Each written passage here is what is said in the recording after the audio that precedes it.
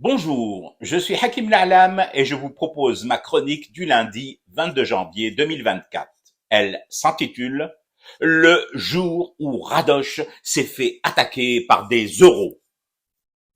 Je le savais, je m'en doutais dès le début qu'il était innocent. Innocent et honnête. L'ex-journaliste de BFM, Rachid Mbarki, en garde à vue, a déclaré ceci aux enquêteurs qui le questionnaient sur de l'argent qu'il aurait palpé des Marocains et de différents cercles d'influence proches du Merzen. Oui, il m'est arrivé de toucher des sommes d'argent. Oui, je reconnais l'effet de corruption passive. Voilà. Et nous qui l'avions chargé comme une mule à la frontière chelou entre Ceuta, Melilla et l'Espagne. Et il a palpé du blé, oui, mais de manière passive. Je suis désolé, mais ce n'est pas pareil. Je dirais même plus aux Dupont et Dupont qui l'ont cuisiné, c'est pas pareil du tout. De manière passive, ça veut tout simplement dire que Radoche était de permanence le soir au desk de BFM avant de passer à l'antenne, préparant studieusement et surtout innocemment son journal de la nuit. Oui, la nuit, c'est généralement là, dans cette case nocturne qu'on fourre les Arabes de service.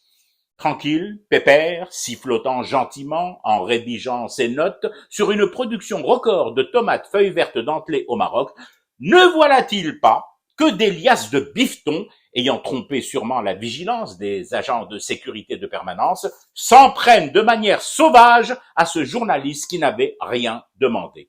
Une agression en règle, violente et invasive. Assis, il a été giflé, fouetté au sang par des paquets d'euros déchaînés, d'une bestialité sans pareille. En se débattant, parce que Radoche s'est débattu, a tenté avec ses petits bras et ses grandes poches, pas que sous les yeux du reste, le pauvre malheureux a touché cet argent, l'a eu malencontreusement en main. Ben oui, forcément, lorsque vous vous faites agresser dans la rue, par exemple, par une personne ou par plusieurs, vous tentez bien de vous défendre, n'est-ce pas? Vous vous agrippez à leurs vêtements et forcément, la police scientifique trouvera toujours des fibres de leurs fringues nichées sous vos ongles. Ce n'est pas pour autant qu'on vous accusera d'avoir agressé vos agresseurs et de les avoir palpés. Il y a qu'on est d'accord là-dessus. Eh ben, Radoche Meskin, c'est la même chose. Il a palpé du fric de manière passive. C'est l'argent qui est venu à lui. Il est venu lui chercher des embrouilles, l'émoustiller en mode canaille, le narguer, le provoquer et le pousser à passer du statut passif à celui d'actif. Mais rien! Rachid Mbarki a refusé de renoncer à sa passivité légendaire, dont tout le monde parle aujourd'hui encore dans les couloirs de BFM. Fogiel le premier.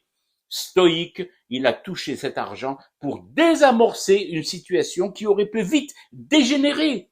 Imaginez juste un instant que Radoche se soit départi de sa passivité. Qu'au lieu de palper, il en aurait pincé des liasses de billets. Mon Dieu, le drame!